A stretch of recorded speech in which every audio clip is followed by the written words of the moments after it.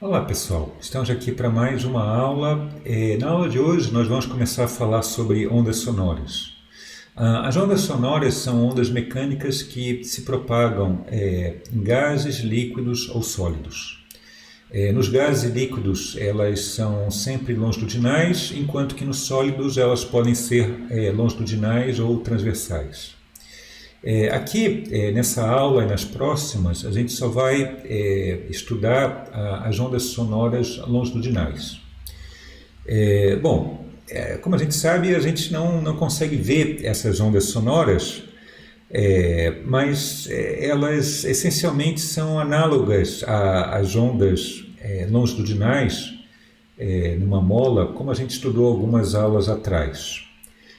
Então, só lembrando rapidamente o que a gente falou anteriormente sobre essas ondas numa mola, né? Então, se eu tenho uma pessoa que puxa e empurra uma mola, como eu estou fazendo aqui, isso vai causar na mola, vai produzir regiões em que a mola está mais comprimida e outras regiões onde a mola está esticada, mais esticada, né? E essas regiões elas vão se propagando a uma velocidade v, né? E à medida que essas regiões em que a mola está mais comprimida e menos comprimida vai se propagando, cada pedacinho da mola vai fazer um movimento de vai e vem na mesma direção de propagação da onda. E por isso que a gente chama isso de uma onda longitudinal. No caso do som, como eu falei, o que ocorre é bastante semelhante a isso aqui, né? Então, sempre que vocês tentarem visualizar o que acontece no som, tentem se lembrar desse exemplo aqui, né? Então, digamos que, só para tentar pegar um caso concreto, onde a gente pode entender um pouco melhor esse mecanismo de propagação do som, imagina que você tem um congo, que é aquele disco metálico grande, né? E você bate nele não sei, com um martelo, com alguma coisa metálica, e o que vai acontecer, esse gongo vai ficar oscilando, e se você olhasse ele, digamos, de lado, o que iria acontecer é que ele iria ficar oscilando para frente e para frente e para trás, mais ou menos como está aqui. Aqui nesse desenho está, digamos, bastante exagerado, né? Mas essencialmente isso que iria acontecer, né? Ele iria ficar fazendo esse movimento para frente e para trás por algum tempo, e isso, como no caso da mola, ele iria produzir regiões em que o ar estaria mais ou menos comprimido, quer dizer, quando você tem, por exemplo, a partir da posição original do congo, quando ele vai para frente nessa posição A, o que iria acontecer é que todo o ar que tivesse aqui na frente do congo, ele vai ser empurrado para frente, e isso ele vai empurrar as camadas seguintes, que empurram as camadas seguintes, e aí vai criar uma região onde o ar vai estar mais comprimido, né?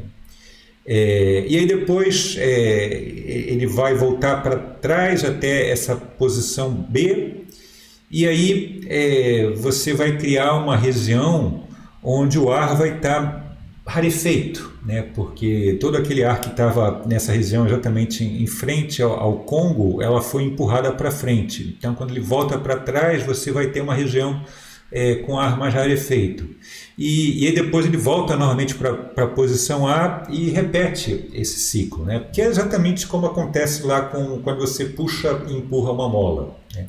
Criando as regiões com maior ou menor compressão, né? Aqui no caso só a única diferença é que a compressão ou rarefação do ar, né?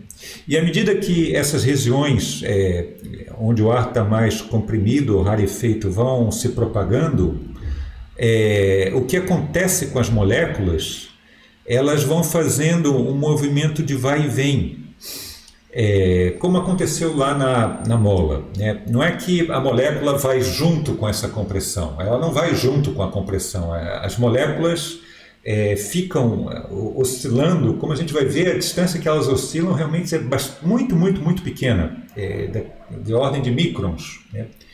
Elas vão ficar oscilando à medida que essas regiões com maior ou menor compressão vai passando, tá? Então isso é que acontece, né? E basicamente o mecanismo da propagação dessas ondas sonoras longitudinais é o seguinte: você tem, como naquele desenho, né? Você tem o deslocamento do fluido. Esse deslocamento do fluido ele vai causar uma mudança na densidade do fluido, né? Quando aquele Congo vai para frente, ele empurra várias moléculas e junta essas moléculas, aumentando a densidade, né? E depois, quando ele volta, ele vai criar uma região com uma densidade menor, né? Digamos, esse aumento da densidade ou a diminuição também, ela produz uma mudança na pressão, e aí, a partir disso, você vai ter uma região com uma pressão maior, outra região com uma pressão menor, e essa diferença de pressão, ela induz, ela produz uma força sobre as moléculas do ar, né, no ar, ou fluido em geral, né, e isso produz um deslocamento.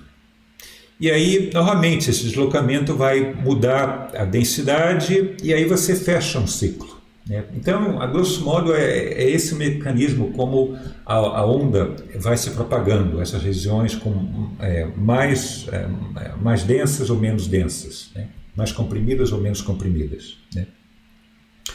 Agora, digamos, e outra observação, quer dizer, aqui eu fiz, claro, isso aqui é uma coisa bem simples, né? Na realidade, o som não se propaga só em uma direção, né? A princípio, isso aqui você teria o som se propagando aqui no espaço, em torno desse Congo, né? Aqui eu representei dessa maneira só para ter uma ideia assim, um pouco simplificada, né? Mas é claro que esse Congo estando no espaço, essa onda vai se propagar ao redor do Congo em todas as direções no espaço, né? E você pode mostrar que essa onda satisfaz aquela equação de onda que a gente discutiu algumas aulas atrás, né? Eu aqui não vou discutir isso porque a dedução realmente é bem mais complicada, envolveria, digamos, um conhecimento de termodinâmica que vocês talvez ainda não viram. Então, eu não vou deduzir a equação de onda novamente aqui para o caso do som, né? Mas, digamos, ela é análoga ao que acontece lá quando a gente deduziu a equação de onda para uma onda numa corda, né? O que a gente vai querer saber aqui, basicamente, qual é a velocidade do som, né? Quer dizer, a gente viu que no caso de uma onda de transversão na corda, a velocidade da onda na corda, ela era a raiz da tensão que a corda está submetida, dividido pela densidade linear de massa da corda, né? E o que a gente vai ver agora é que, para o caso de uma onda sonora longitudinal, a velocidade vai ter essa forma aqui. Vai ser raiz de B sobre ρ, onde esse ρ é a densidade de massa do fluido. Aqui tanto faz se a gente vai considerar o caso independente se é ar ou líquido, tá? Então esse ρ, digamos, seria o análogo do μ, né? Ele é a densidade de massa do fluido, e esse B é o que a gente chama do módulo de elasticidade volumar do fluido, né? E essa quantidade, por definição, é essa fração aqui, tá? Onde esse ΔP é a variação de pressão. Quer dizer, quando você não tem nenhum som, você tem uma determinada pressão, o fluido, né? E aí quando você produz um som, esse som pode, como a gente viu naquele desenho, né, ele vai criar regiões onde você está com maior, digamos, o ar ou o fluido em geral está mais comprimido ou menos comprimido, e isso induz a uma variação de pressão, a partir da pressão quando não tem nenhum som, né? E esse ΔV, ele corresponde à variação do volume produzida devido a essa variação da pressão, tá? Então, a gente vai deduzir essa equação agora, tá legal? Antes disso, só falar algumas observações. Então, em geral, se eu tenho um fluido inicialmente ocupando um volume V, esse V que está aqui nessa equação, né? Se de repente eu aumento a pressão que esse fluido está submetido, eu produzo uma variação de pressão aumentando essa pressão, o que vai acontecer, se eu aumento a pressão em cima do fluido, o que vai acontecer é que o fluido vai ser comprimido, e ele então vai ter uma variação de volume negativa, né? Então, quando eu tenho uma variação de pressão positiva, a variação do volume do fluido é negativa. E vice-versa, se eu diminuo a pressão que está atuando sobre esse fluido, esse volume do fluido, o fluido vai ter a tendência de aumentar o volume, né? E então, quando o ΔP é menor que zero, quando eu diminuo quando a variação é negativa, a variação do volume vai ser positiva, ele vai aumentar. Então, sempre a variação se uma é positiva, a variação da outra é negativa, vice-versa. Isso faz com que só essa fração aqui, como eu tenho aqui ΔP sobre ΔV sobre V, essa fração aqui vai ser sempre negativa, e por isso que eu coloco o sinal de menos aqui, porque aí tudo isso aqui vai ser sempre um número maior que zero. Quer dizer, o B sempre é um número maior que zero, quando eu tenho uma variação da pressão, né? Outra observação importante é que, bom, aqui embaixo no denominador eu tenho ΔV sobre V, portanto aqui embaixo no denominador isso aqui é adimensional, é um número, né? E portanto o B ele vai ter a mesma dimensão da pressão, a mesma dimensão que você estiver usando para a pressão, né? Bom, vamos agora provar essa equação daqui, tá legal? E para fazer isso, eu vou considerar digamos, vou fazer uma prova mais simplificada, considerando só o caso da propagação do som em uma dimensão, tá? Mas aquele resultado vale também para ondas sonoras em 2 ou 3 dimensões no fluido. Tá legal? Mas vamos considerar o caso simples, no caso de uma propagação de uma onda no som, em uma dimensão, e a gente vai considerar isso um tubo, e nesse tubo eu tenho um fluido, que pode ser tanto líquido ou gás, e a seção reta desse tubo, vamos considerar que é A, né? E digamos que no instante zero, esse fluido está em repouso, eu ainda não produzi nenhum som, esse fluido está lá dentro do tubo em repouso, como está aqui nesse desenho, né? Então isso aqui que seria o fluido, né? Isso aqui que está em azul, e ele está em repouso a uma dada pressão uniforme, P, e uma densidade ρ, né? Uma densidade de massa. Agora, digamos que a partir desse instante t, eu desloque esse pistão que está aqui, eu desloque ele para a direita com uma velocidade que eu vou chamar Vy, né? E aí o que vai acontecer, como lá no caso da mola, né, ou no caso do Congo, né, mas aqui eu vou empurrar ele com uma velocidade constante durante algum tempo, uma velocidade Vy constante, e aí o que vai acontecer ele vai empurrar as moléculas do fluido que estão vizinhas a ele, essas moléculas vão empurrar as seguintes, que vão empurrar as seguintes, que vão empurrar as seguintes, e aí o que vai acontecendo é que você vai criar, num determinado instante t, não sei, depois de 5 segundos, digamos, você vai ter uma região aqui do fluido que vai estar toda ela mais comprimida, né, porque moléculas empurraram outras, que empurraram outras, e todas essas moléculas vão estar comprimidas nessa região, mais comprimidas do que estava inicialmente, né? E todas elas vão estar se propagando, vão estar as moléculas vão estar com a velocidade VY, que é a mesma velocidade do pistão. Né? Por outro lado, você vai ter outra região que ainda, digamos, que as moléculas, na média, estão paradas. Né? E aí continuam tendo a pressão original e a densidade original. Né?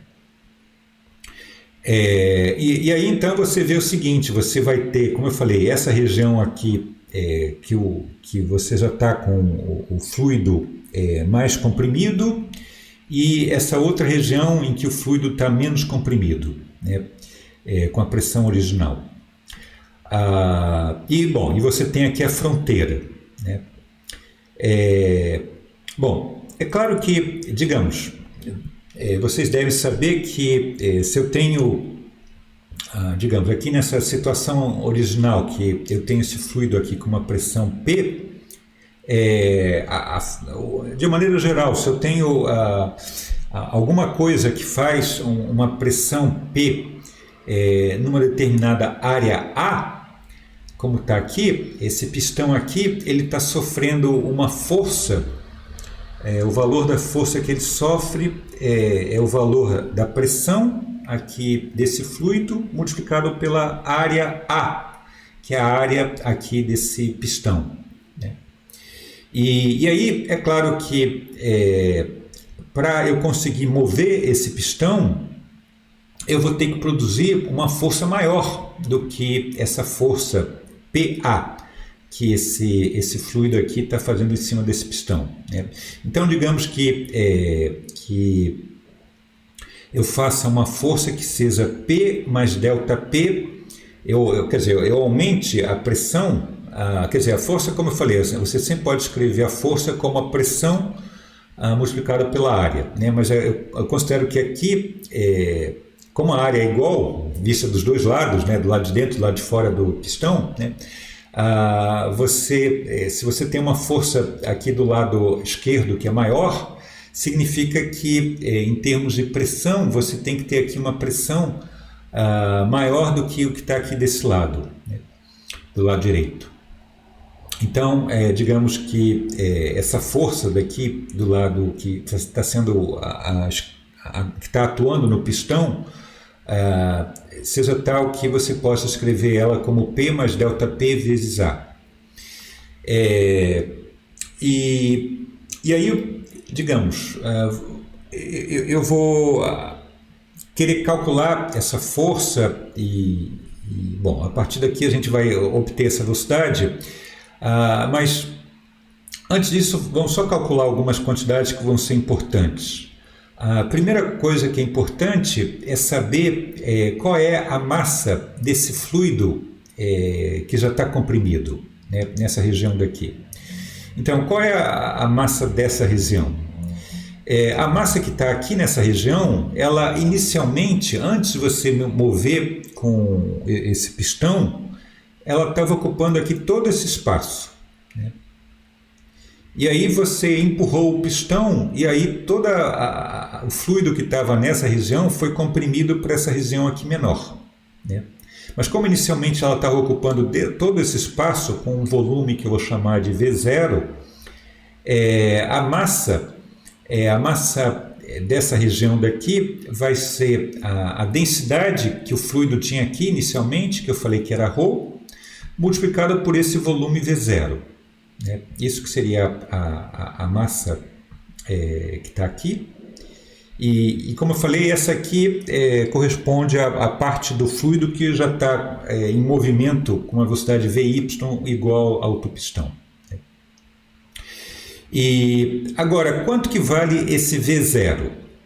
Então, esse V0 vai ser, você pensa isso aqui como sendo um cilindro, e o volume de um cilindro é o quê? É a área do cilindro, aqui no caso A, multiplicado por esse lado aqui do cilindro. E o que é esse lado do cilindro? Então, nós falamos que a onda sonora é análoga à onda que se propaga numa mola, né? E como a gente identifica a velocidade de uma onda na mola, né?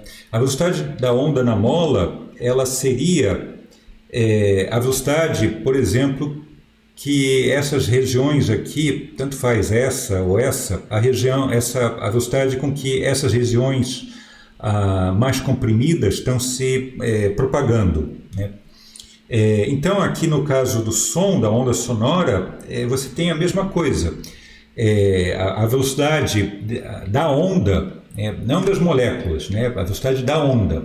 A velocidade da onda sonora é justamente a velocidade que essa fronteira aqui, entre o fluido que não está comprimido e essa região que o fluido está comprimido,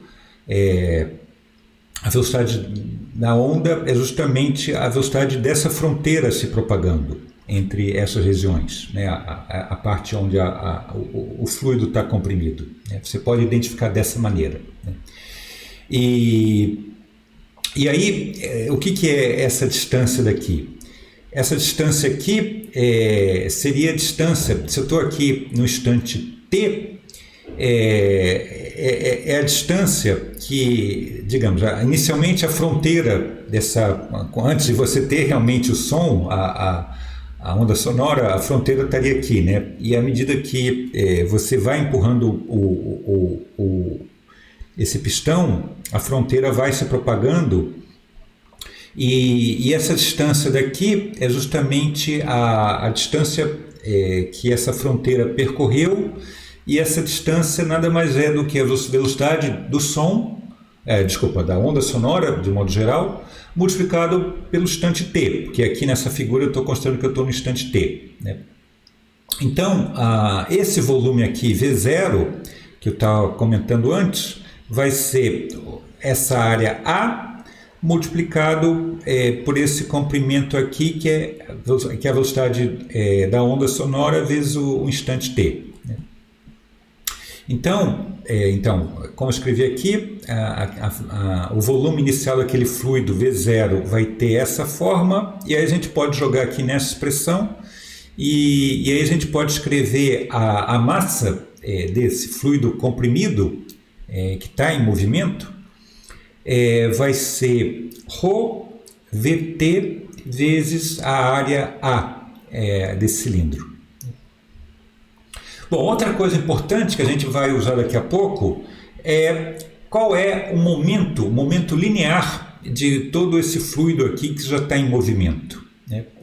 O momento linear vai ser, a massa dele, desse fluido, multiplicado pela velocidade das moléculas desse fluido, que é Vy, né? Então, o momento desse fluido em movimento vai ser esse valor de massa que a gente acabou de calcular vezes Vy, né? E quanto que vai ser a compressão que esse volume V0 sofreu, né? Bom, a compressão, inicialmente a gente tinha esse volume V0, quer dizer, todas essas moléculas ocupavam inicialmente esse volume, e depois, nesse instante t, como eu falei agora há pouco, essas mesmas moléculas agora vão estar ocupando esse volume menor, né? Então, a diferença desses dois volumes é essa região daqui, né, que eu estou indicando com o mouse. E essa região daqui foi justamente a distância percorrida por esse pistão. E a distância percorrida pelo pistão é o quê? É a velocidade do pistão, que é Vy, multiplicada por t. Essa é a distância, e o volume digamos, que foi comprimido, é essa distância multiplicada pela área, do cilindro, né? Então, esse aqui que é o valor da compressão do volume, e eu tenho valor negativo porque você reduziu o volume, né? Você teve uma variação negativa no volume. Então, a partir dessas quantidades que a gente acabou de calcular, eu posso escrever aquela quantidade B, que eu defini agora há pouco, eu defini dessa maneira, eu posso escrever ela da seguinte maneira. O ΔV é isso aqui, né? Menos VYTA, e o volume original era V0, que é isso aqui que a gente calculou, né?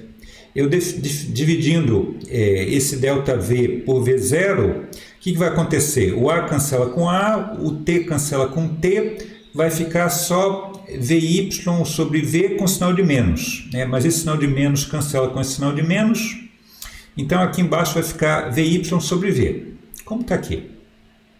Tá legal? Então o B ele vai poder ser escrito dessa maneira, né?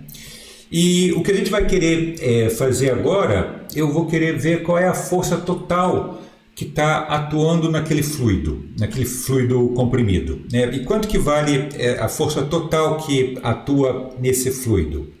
Eu tenho basicamente duas forças atuando nele, né? Eu tenho a força que o fluido aqui do lado direito está fazendo nele, e essa força foi o que a gente já falou antes, né?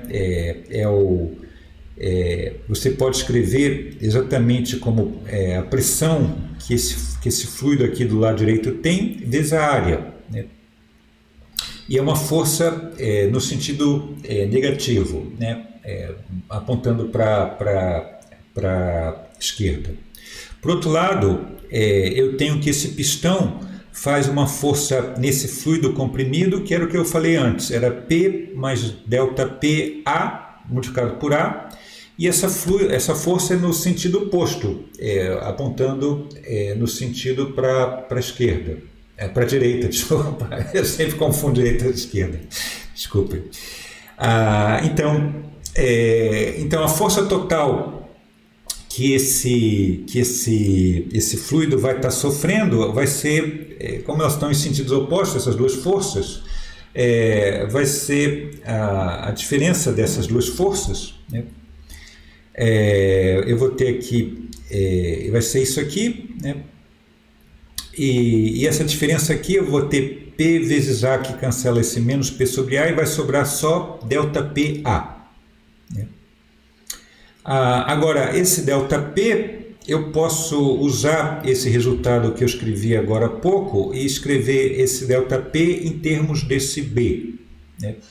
É só passar essa fração aqui para o outro lado. Então, o ΔP, a variação da pressão, é o B multiplicado por essa fração daqui, né? Então, a força total que está atuando ali naquele fluido comprimido, você pode escrever dessa maneira, né? E você vê, bom, tudo aqui é uma constante, né? O B é constante, o VY, o VA, tudo isso é constante. E o que eu quero ver agora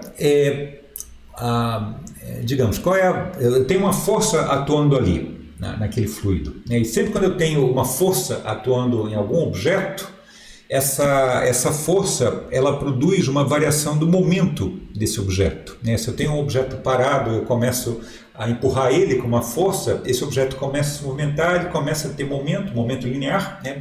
Então a força produz variação de momento, e a maneira como a gente relaciona a força que atua no objeto com a variação de momento que esse objeto adquire através do chamado teorema impulso-momento linear, que vocês devem ter visto anteriormente lá na Física 1, né? Só lembrando, o teorema você pode escrever dessa maneira aqui, essa equação aqui que corresponde a esse teorema. Aqui eu coloquei da maneira mais geral, em termos vetoriais, né? e você tem que o chamado impulso, que é a integral da força no tempo entre o intervalo TI e TF, é igual, a força que atua num objeto é igual à variação do momento que esse objeto vai ter, né? Nota que aqui eu estou colocando esse P maiúsculo para ficar diferente da variação de pressão, que eu estou usando o P minúsculo. Por favor, não confundam as duas coisas. Aqui é momento, aqui não é pressão, tá? Então, esse aqui é o teorema geral, impulso-momento linear. Agora, vamos então usar esse teorema para esse fluido que está sofrendo essa força, esse fluido comprimido, né? Então, por um lado, esse fluido sofre essa força constante. Então, quando eu coloco aqui nesse resultado, bom, primeira coisa, essa força, ela é só nessa direção daqui, que eu estou considerando essa direção aqui como a direção X, né? A direção horizontal, tá? Então, a gente pode considerar tudo nessa direção, e a variação do momento também é nessa direção. Então, a gente vai ter, essa força vai ter esse valor, que é constante, vai para fora da integral, vai ficar a integral do tempo entre o instante 0 e o instante t. Essa integral vai dar nada mais do que t, né? Então vai ficar o valor da força vezes t, que pelo teorema vai ter que ser igual à variação do momento, né, nessa direção x. E a variação do momento vai ser o momento no instante 0, o momento no instante final menos o momento no instante 0. No instante 0, aquele fluido está parado, então esse momento no instante 0 é 0, então só vai me sobrar aqui o momento no instante t. Aí, a partir daqui, a gente pode substituir os vários resultados que a gente obteve. Bom, primeira coisa, qual é o valor da força que atua lá? Lá naquele fluido, o valor da força que atua lá, a gente viu que ele tinha, você podia escrever dessa maneira. Tá legal? Então, eu coloquei aqui o resultado, esse resultado eu coloquei aqui. Qual é o valor do momento daquele fluido no instante t? O momento do fluido no instante t foi isso aqui, né? Rho VTA VY, né? Então, colocando aqui Rho VTA VY, né? E bom, então a gente pega esse resultado e aí eu já até escrevi aqui, você tem várias simplificações, né? Você tem esse A do lado direito, a esquerdo cancela com esse outro A, o T cancela com T, o VY cancela com VY, e aí você pode passar esse V aqui para o lado direito. E a gente vai ficar aqui B é igual a ρ V quadrado, lembrando que esse V é a velocidade que a gente falou, que é a velocidade da onda sonora. Então, a partir daqui, eu chego à conclusão, eu consigo escrever essa velocidade da onda sonora, tirando a raiz do quadrado dos dois lados, eu pego que a velocidade da onda sonora é raiz de B sobre ρ, né? Que era o que eu queria mostrar, né? Então, aqui a gente chega no resultado da velocidade da onda sonora. Bom, como eu falei, isso aqui eu deduzi para o movimento em uma dimensão, mas isso vale também para uma onda sonora se propagando em 2 ou 3 dimensões. Tá legal? Bom, aqui vale na situação tanto para um fluido qualquer, pode ser um gás totalmente geral ou um líquido arbitrário. Agora, se a gente for para o caso particular de um gás ideal, ou um gás que se comporte aproximadamente como um gás ideal, né? Você pode reescrever essa expressão dessa maneira daqui. Tá? Eu não vou deduzir isso porque para deduzir isso envolve um certo conhecimento de termodinâmica que vocês ainda devem ver mais adiante. Então aqui eu só vou colocar o resultado, não vou deduzir isso, mas isso é importante só para fazer um pequeno comentário, né? Mas aqui, como eu falei, esse resultado aqui vale para um caso particular de um gás ideal ou um gás que se comporta quase, que a gente pode, digamos, aproximadamente considerar como se fosse ideal, né? E aí, digamos, a partir desse resultado, se a gente considera, a gente pode, com uma certa aproximação, considerar o ar que nos envolve como próximo a um gás ideal, não é exatamente, mas digamos, e aí calcular qual é a velocidade do som no ar, né? Então, a partir dessa equação, né? E então, bom, primeiro eu esqueci de mencionar o que significa essas quantidades que estão aqui nessa equação. Então, esse R, essa constante aqui, é 8,314 joules por mol Kelvin. Esse M é a massa molar do gás. E esse T é a temperatura absoluta, quer dizer, a temperatura expressa em Kelvin.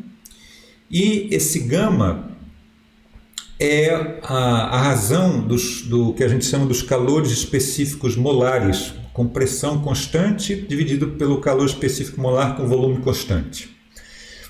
Como eu falei, isso aqui vocês vão ver depois em termodinâmica, quando vocês estudarem termodinâmica, né? Agora, então a gente pode substituir todos esses valores para um gás a temperatura ambiente, para o ar. Então, se a gente considera, digamos, uma temperatura em torno de 20 graus, 20 graus escrito em Kelvin corresponde a 293 Kelvin, né? Bom, o ar, ele essencialmente corresponde a uma combinação de 78% de nitrogênio, N2, e 21% de oxigênio, O2, né? E aí a massa molar dessa combinação, ela é aproximadamente 28,8 vezes 10 a menos 3 kg por mol, tá? Então isso aqui é a massa dessa combinação daqui, né?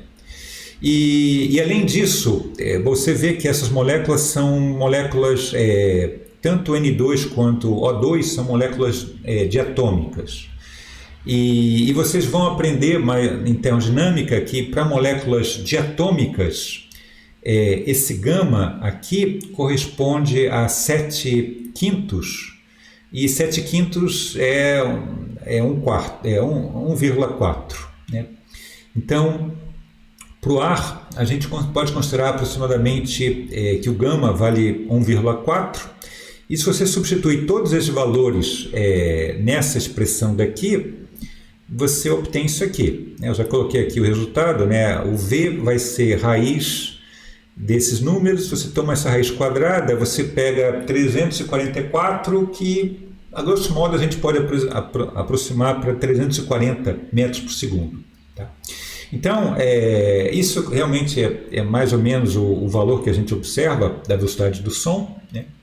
No ar, né? Então isso aqui é só para ver que realmente a gente consegue calcular a velocidade, por exemplo, do som, quer dizer, a partir dessa equação, usando alguns resultados da termodinâmica chegando a essa equação, e a partir daqui a gente realmente chega a um valor de 340 metros por segundo, que é, em geral, o que a gente considera para a velocidade do som no ar, né? Bom, agora a gente discutiu que, em geral, as ondas, quando quando as ondas se propagam, elas têm uma forma geral que a gente viu algumas aulas atrás, que elas podem assumir a forma de uma função, quer dizer, ela depende da posição e do tempo, mas ela depende de tal maneira que ela é uma função.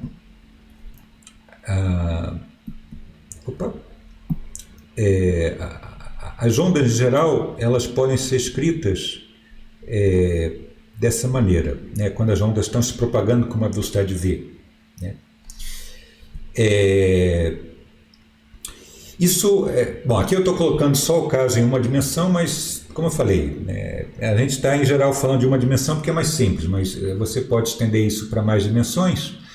E esse resultado vale para qualquer onda transversal, longitudinal, e em particular vale também para as ondas sonoras. Né?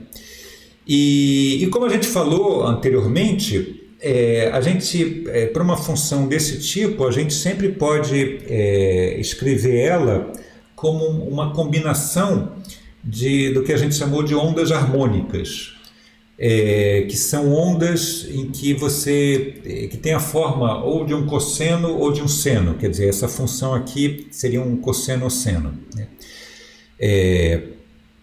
E aí, a gente sabendo como essas ondas harmônicas se propagam, como esse F pode ser escrito como um somatório dessas ondas harmônicas, então, se a gente sabe como as propriedades dessas ondas harmônicas, a gente sabe obter as propriedades gerais das ondas. Né?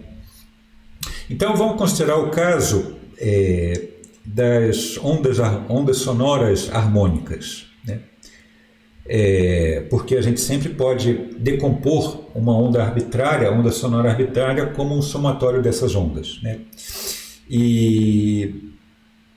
Então, digamos que, mais uma vez, eu vou considerar aqui o caso em uma dimensão, que eu tenha essas ondas se propagando aqui num tubo, né, num cilindro, e aqui eu tenho as minhas regiões onde o fluido está mais comprimido e o fluido está menos comprimido. Né? E ele está viajando a uma velocidade v. E aqui eu estou considerando justamente o caso de uma onda harmônica. Então você pode pensar isso aqui como um cosseno e o seno, né? E um cosseno, ele tem regiões onde ele tem um máximo, quando ele está em 1, né? Então essas regiões aqui, onde o fluido está mais, digamos, comprimido, seriam justamente as regiões onde você tem essa forma, o cosseno estaria, digamos, a função estaria mais próximo do máximo do cosseno, né? E digamos que, como eu falei, eu tenho as regiões do fluido mais comprimidas ou menos comprimidas vão se propagando, né? Mas as moléculas do fluido, elas vão fazendo um movimento de vai e vem, né? E como a gente vai ver mais até o final da aula, a gente vai ver que esse movimento, ele realmente, as moléculas fazem um movimento de distâncias minúsculas, né? Então, por causa disso, eu tenho essa região aqui que está em verde, e aí eu ampliei bastante essa região, né? Então, isso que está aqui embaixo corresponde a uma ampliação dessa região aqui em verde. Né? E digamos que eu pegue uma pequena faixa aqui desse fluido, né? E aí aqui eu consegui ampliar essa faixa, né? E eu tenho que essa faixa aqui, digamos que inicialmente essa faixa estava exatamente aqui, onde está essa linha em vermelho, né? E à medida que essas regiões mais comprimidas ou menos comprimidas vão se propagando e vão passando aqui por essa linha vermelha, onde a princípio inicialmente estava lá as minhas moléculas, né? Essas moléculas vão ficar fazendo movimento para frente e para trás, né? Exatamente como lá no caso da mola, né? Então, digamos, essa linha vermelha seria a posição, digamos, original das minhas moléculas, né? E elas vão ficar fazendo esse movimento para frente e para trás em torno dessa região, né? E aí aqui nessa figura eu ampliei isso, né? Então aqui está a região que eu vou chamar, digamos, de equilíbrio, ou a região inicial, né? E aí eu tenho que a minha coluna, que estava ocupando essa região daqui, ela vai fazer um movimento para frente e para trás. Ela vai fazer esse movimento até, digamos, como na forma de um cosseno, né? E esse movimento vai ter uma amplitude, exatamente como para frente e para trás, como no caso da mola, né? Sempre tenho aquele caso da mola em mente, né? E digamos que você vai originalmente, essa coluna, ela tinha uma determinada espessura, e à medida que essa coluna vai movendo para um lado e para o outro, ela vai chegando mais próximo dessa região onde o fluido está mais comprimido, e aí a pressão é maior, e aí você vai ter uma compressão dessa coluna, né? Então, o que você vai ter é que, digamos, nessa situação, digamos que eu tire isso aqui, seja uma foto, né? Nesse instante, o volume dessa região aqui vai ser o quê? Vai ser o valor da área, que como antes eu vou considerar que a área desse cilindro é A, multiplicado por ΔX. ΔX é a distância entre essas duas faces daqui, né? Que limitam essa minha coluna, né?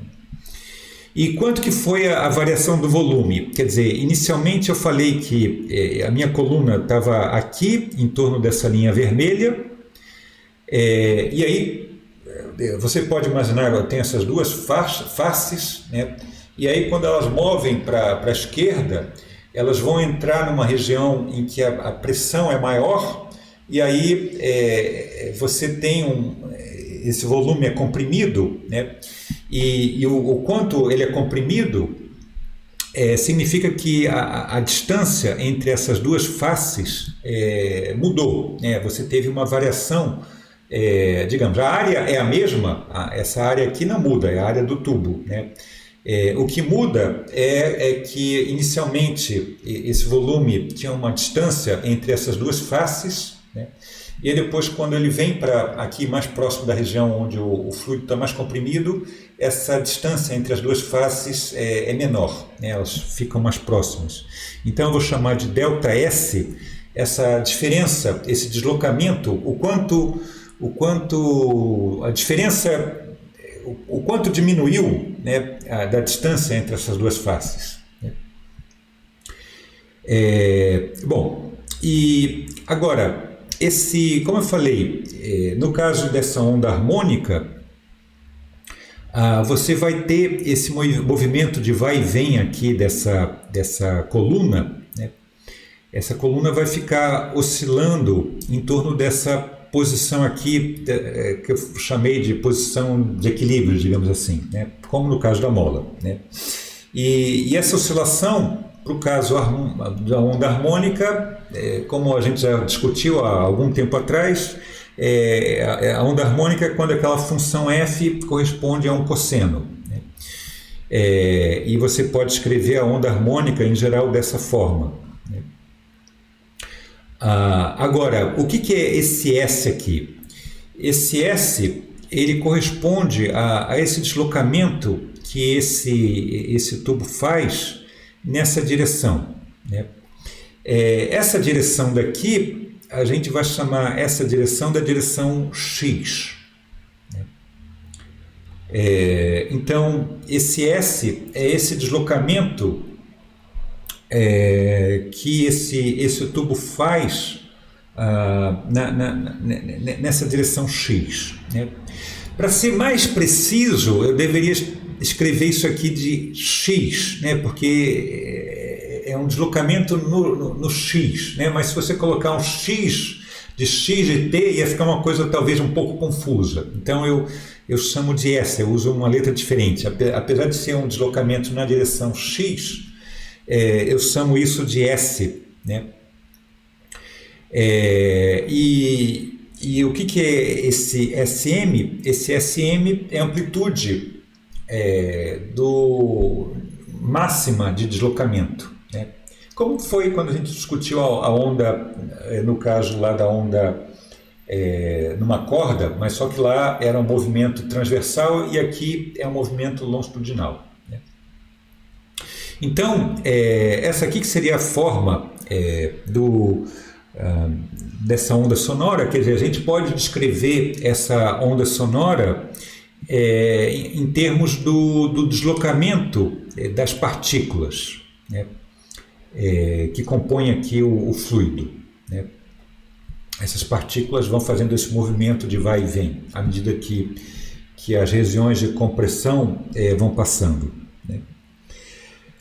Agora, aqui, como uma onda harmônica, vale tudo que a gente discutiu anteriormente para as ondas harmônicas. Então, em particular, vale esse resultado que a gente falou antes, né? Você pode definir um comprimento de onda, você tem a velocidade da onda sonora, você tem um período, tudo que a gente falou antes continua valendo aqui nesse caso, porque, mais uma vez, essa onda tem a forma do cosseno, que é justamente a partir de uma onda dessa forma que a gente definiu todas essas propriedades de comprimento de onda, período, frequência, etc., né? Então, vale tudo como aconteceu, como a gente discutiu anteriormente, né? E agora, vamos só tentar entender um pouco mais, em termos práticos, como que corresponde. Quer dizer, aqui vale para uma onda qualquer, num fluido qualquer, né? Um fluido pode ser água, óleo, ar, tanto faz, né? Agora, só para a gente ter uma ideia do caso particular do som que a gente escuta, né? As frequências que são audíveis para os seres humanos, a gente, em geral, uma pessoa, bom, depende, isso pode variar um pouco de uma pessoa para outra, mas a grosso modo, as frequências sonoras que nós humanos conseguimos ouvir é entre 20 Hz e 20 mil Hz, ou kHz, né? Sendo que essas frequências menores correspondem aos graves e essas frequências maiores correspondem aos agudos, né? Agora, como a gente falou agora há pouco, a gente pode considerar aproximadamente a velocidade do som como sendo 340 metros por segundo, tá? Então, se a gente colocar isso aqui nessa equação, coloca aqui 340 aqui em cima, se você coloca a frequência de 20 Hz aqui embaixo, então 340 dividido por 20 dá 17 metros, né? Então, quando você está escutando um som bem grave, próximo dessa frequência, ele corresponde a uma onda sonora que tem um tamanho de 17 metros, que é uma coisa absurda, né? 8, 9 vezes, quase 10, umas 10 vezes o teu tamanho, né? Então você vê o tamanho, o comprimento de onda para esses sons bem graves, né? Por outro lado, quando você considera uma onda que está próximo dessa frequência de 20 mil Hz, que é o máximo que a gente consegue escutar, se você coloca aqui nessa equação, 340 dividido por 20 Hz dá 1,7 centímetros, que aí é algo realmente bem pequeno. Então você vê que essas ondas sonoras que a gente escuta, o comprimento de onda delas podem variar bastante, né? Entre 17 metros e 1,7 centímetros, né? Agora, a gente pode, como a gente vai mostrar agora, quer dizer, eu falei que a gente poderia descrever uma onda sonora pelo deslocamento das moléculas, né? As moléculas que compõem o fluido fazem esse movimento de vai e vem, como lá no caso da mola, né? E no caso de uma onda harmônica, ele vai ter essa forma daqui, esse movimento de vai e vem. E a gente pode descrever, então, essa onda dessa maneira, pelo deslocamento dessas moléculas em torno da posição de equilíbrio de cada uma delas. É claro que quando eu falo isso de posição de equilíbrio, não é que... bom, as moléculas, se não tem nenhum ar, elas realmente não estão totalmente paradas, né? Você tem sempre um movimento aleatório, né? Você pensa isso como uma posição média, né? Porque sempre, se não tem nenhum ar, não significa que as moléculas estão totalmente paradas, né? Você tem sempre um determinado movimento, mas você pensa essa posição a partir da qual elas se movimentam como uma média, né? A posição média das moléculas, né? Agora, como eu estava falando, a gente também, eu posso descrever esse movimento das ondas sonoras não só através do deslocamento das moléculas, mas a gente pode também descrever a partir da variação da pressão ΔP, né? Que a gente falou que quando eu tenho regiões mais ou menos comprimidas, você vai ter uma variação de pressão, né? E como é que a gente pode relacionar as duas coisas, a variação de pressão com esse deslocamento que a gente acabou de falar? Então, a maneira como a gente pode fazer isso é da seguinte forma, né? A gente tinha definido B dessa maneira, né? Aí dessa expressão eu posso passar essa fração aqui do lado de cá, então eu tenho que a variação de pressão pode ser escrita dessa maneira, tá legal? E agora, quanto que é esse ΔV? Esse ΔV eu já tinha escrito agora há pouco, né? O ΔV era isso aqui, né? O ΔV era, aqui no caso, vamos sempre considerar aqui esse exemplo bem particular de um tubo, né, em uma dimensão. O ΔV era a área desse meu cilindro vezes o ΔS, né? E o volume aqui dessa minha faixa de gás, né, é A ΔX, né? Então, jogando aqui nesse resultado, quer dizer, eu escrevi aqui novamente, então o ΔV é isso aqui, e o V era A ΔX, né?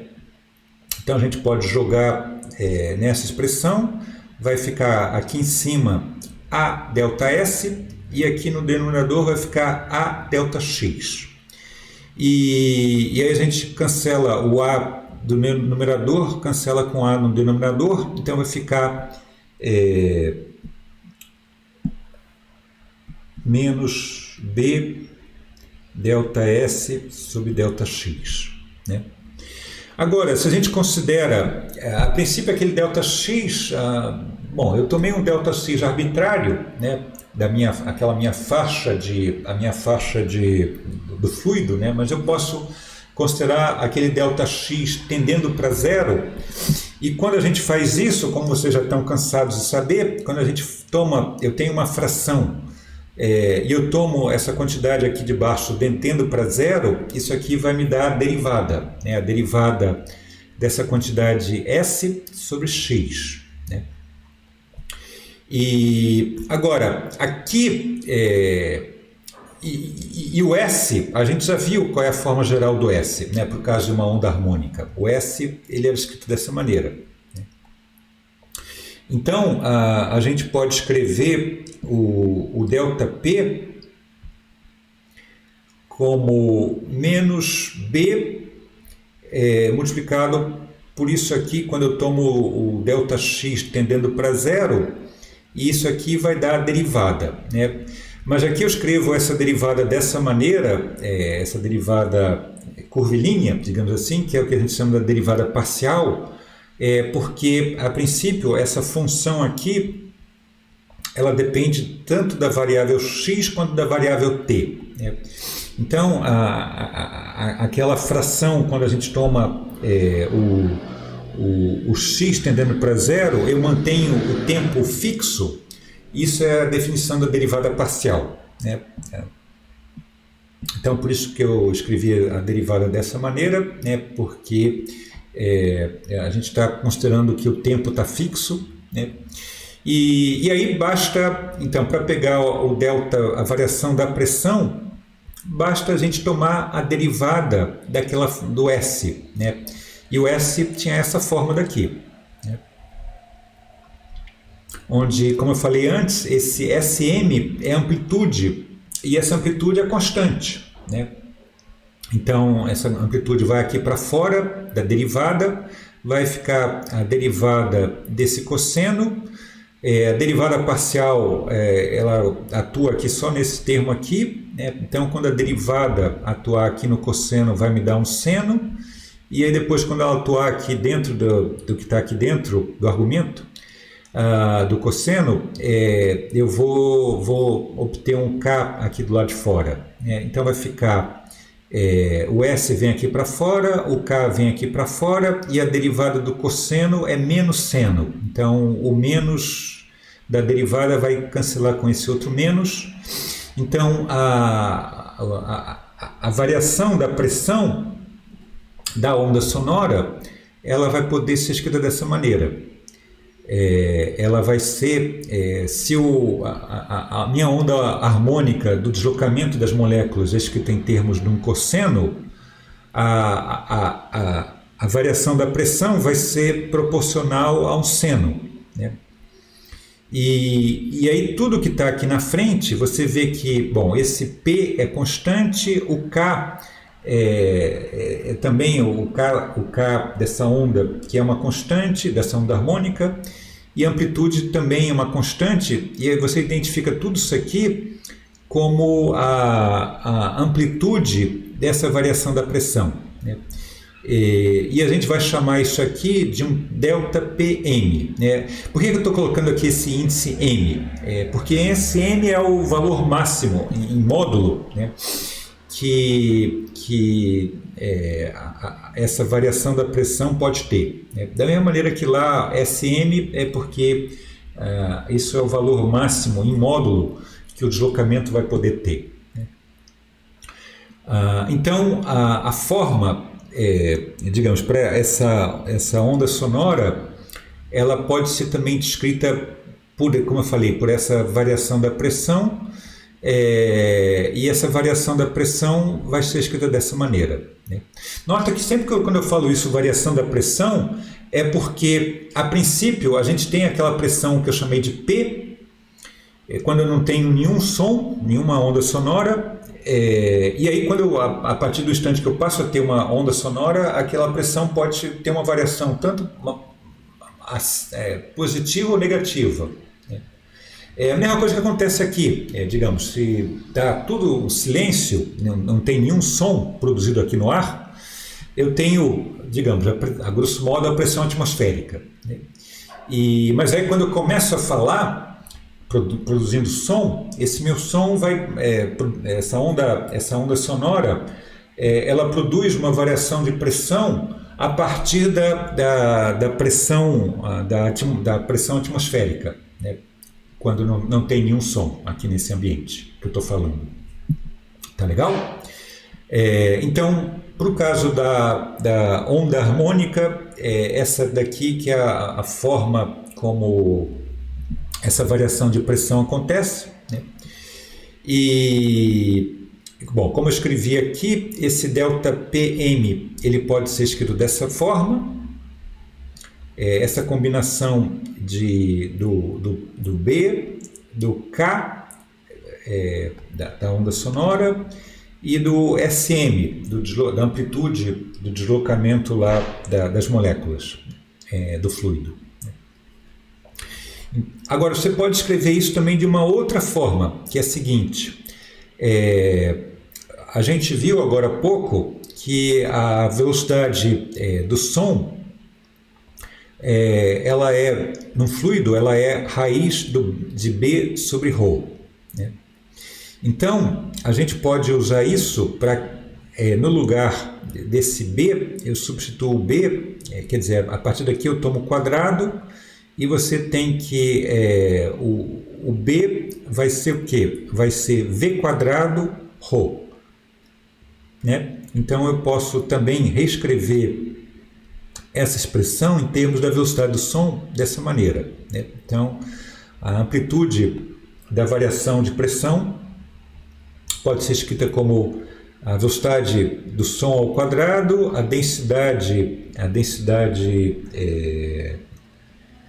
do fluido, densidade de massa do fluido, K, e o SM, a amplitude de deslocamento do fluido, né? E finalmente, você tem uma terceira maneira de escrever essa variação de pressão, que é a seguinte. A gente discutiu há algumas aulas atrás que eu posso relacionar o V com K dessa maneira. Isso aqui a gente falou várias aulas atrás quando a gente falou de ondas harmônicas. E se a gente usa essa relação, eu posso fazer o seguinte, no lugar aqui do K, quer dizer, dessa expressão aqui, eu posso colocar o K aqui para cima, o V vem aqui para baixo dividindo, então eu posso escrever o K como sendo ômega sobre V, e aí substituir nessa expressão daqui, no lugar do K, eu escrevo ômega sobre V. O V aqui de baixo simplifica com esse V quadrado, então eu posso também escrever a amplitude da variação da pressão dessa terceira forma. Tá? Então, dessas três maneiras de escrever essa amplitude, ou em termos do B, ou na outra expressão que está com a velocidade da onda sonora, ou aqui que está a velocidade da onda sonora e o ômega, e não está o K. Né? Então tem essas três formas. Né? E uma outra observação importante, quer dizer, que eu comentei aqui, a gente viu que se você escreve o deslocamento dessa maneira aqui, usando o cosseno, eu poderia usar o seno, tanto faz, é uma questão de convenção. Mas se a gente usa o deslocamento, para o caso da onda harmônica, o deslocamento das moléculas lá do fluido, no caso da onda harmônica, como sendo proporcional ao cosseno, a gente deduziu que para a variação da pressão, como ela basicamente é derivada desse deslocamento, essa variação da pressão é proporcional ao seno, né? E vocês sabem que a função seno e a função cosseno elas têm uma diferença de fase de 90 graus, né? Π sobre 2. Né? Então, essas duas, o deslocamento das moléculas e a variação da pressão, elas estão fora de fase, elas estão defachadas de π sobre 2. Né? Então, se eu tenho, digamos, se você pensa lá a onda, como lá no caso da mola, né, que você tem regiões em que o ar está mais rarefeito, ou o fluido em geral está mais rarefeito ou mais comprimido, né, como está aqui nesse desenho, né? Então imagina que isso aqui é esse ΔP. O que vai acontecer com S, ele vai estar fora de fase em 90 graus. Né? E aí o que vai acontecer é que se eu tenho o ΔP sendo zero, o meu S vai estar em... Bom, a menos aquela constante, né? Aqui vai estar deixa eu escrever aqui, menos SM, aqui até SM. Né? Ela estaria na amplitude mínima. Quer dizer, em menos amplitude total que o meu fluido pode se movimentar. Né? Então, isso aqui que vai acontecer, a relação entre o ΔP e o S, tá? O deslocamento que as moléculas vão poder ter. Né? Vamos agora fazer um exercício só para ter um pouco mais de noção das características da onda sonora que nós escutamos. Então, a gente viu agora há pouco, eu falei agora há pouco que, em geral, nós escutamos ondas na faixa de frequência entre 20 Hz e 20 kHz. Né? E além disso, também você tem um valor máximo e mínimo do som que a gente consegue escutar em termos de variação de pressão. Né?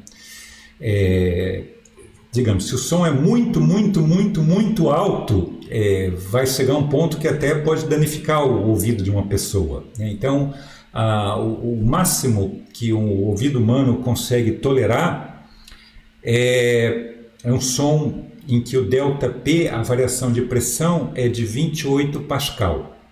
Tá? Pascal, que é a unidade de pressão, que em geral no sistema internacional. E por outro lado, você tem um valor mínimo a partir do qual você não escuta mais um som. Né? E esse valor mínimo corresponde a uma variação de pressão que é 28 vezes 10 a menos 6 Pascal. Eu coloquei aqui 28 para ficar igual aqui, só para ter a noção de que são 6 ordens de grandeza a menos. Né? Mas pode, é claro, ser um valor um pouquinho... Esse valor numérico aqui pode ser um pouco diferente, né? Mas só para ter uma noção da faixa de variação de pressão que a gente escuta. Né? E vamos ver, para essa faixa que a gente escuta de variação de pressão, quanto que isso corresponde em termos de amplitude de deslocamento das moléculas, para ver que são valores bem pequenos, como a gente vai ver aqui. Né? Então, isso para onda sonora no ar. Né? Então, vamos considerar a onda sonora, o ar, que tem uma densidade de 1,21 kg metro cúbico, e por simplicidade, para pegar uma frequência particular, a gente vai pegar uma onda que tem uma frequência de 1000 Hz. Tá? E vamos usar como a velocidade do som de 343 metros por segundo. Tá legal? Bom, a gente viu agora há pouco a relação entre a variação de pressão máxima que o som pode ter e a amplitude a amplitude, não a variação de pressão máxima, desculpa, a amplitude de variação de pressão, a relação disso com a amplitude de deslocamento para uma onda sonora, a relação que a gente obteve foi essa aqui, né?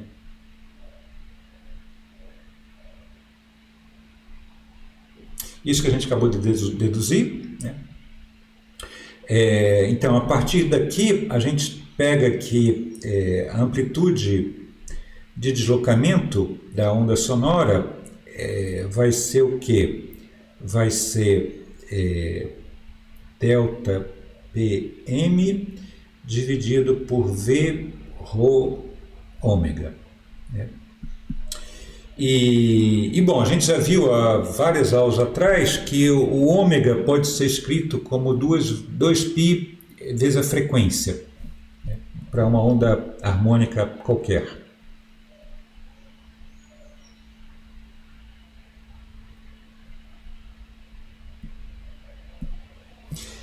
Então, daqui você coloca os números para o caso máximo de 28 Pascal.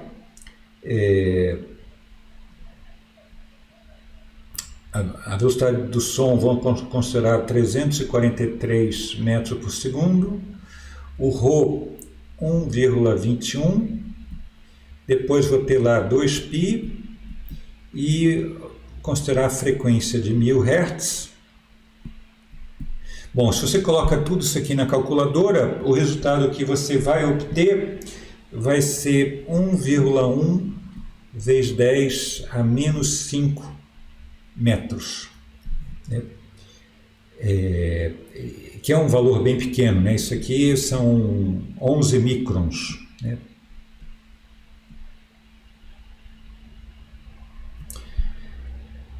É um valor em torno de 1/7 da espessura de uma folha de papel. É bem pequeno. Isso aqui é para um ΔP M de 28 Pascal. Vamos pegar agora o outro extremo, né? Bom, no outro extremo eu não preciso fazer toda a conta, né? Você vê, quer dizer, como o S é proporcional ao ΔM, como o mínimo que a gente consegue, o valor mínimo da amplitude de pressão que a gente consegue escutar é 10 a menos 6 do valor máximo, então o resultado para o SM vai ser exatamente isso multiplicado por 10 a menos 6. Né? Então vai dar 1,1 vezes 10 a menos 11 metros. Isso aqui é da ordem de grandeza de um décimo do raio de um átomo típico. Né? Então você vê o quão insignificante é essa amplitude, tanto no caso máximo quanto no caso mínimo, né? Você vê que essa amplitude, o movimento dessas moléculas é bastante pequeno. Né? Então isso aqui para ΔP M de 28 vezes 10 a menos 6 Pascal. Tá? Só para vocês terem uma ideia, a comparação disso com o comprimento de onda associado a essa onda. Né? Quanto que vale o comprimento dessa onda daqui? Então, basta a gente usar aquela relação V igual a lambda F. Né? Então, daqui você tira que o comprimento dessa onda vai ser a velocidade da onda dividido pela frequência. A velocidade da onda, a gente está usando 343 e a frequência a gente usou 1000 Hz. Né? Então daqui a gente tira que o lambda vai ser 0,343 metros, né? Isso corresponde a 34,3 centímetros.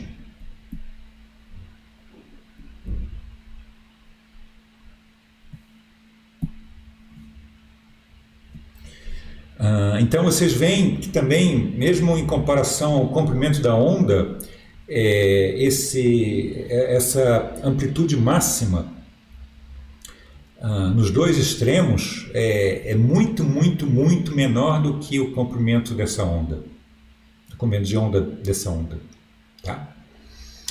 Bom, então tá. Então a gente vai ficar por aqui. Eu só queria fazer esse exemplo só para vocês terem um pouco mais de ideia em termos numéricos, como que é o comportamento da onda sonora no ar, né, que a gente escuta, das ondas que a gente escuta no nosso dia a dia. Bom, a gente fica por aqui e a gente continua na próxima aula. Até mais então.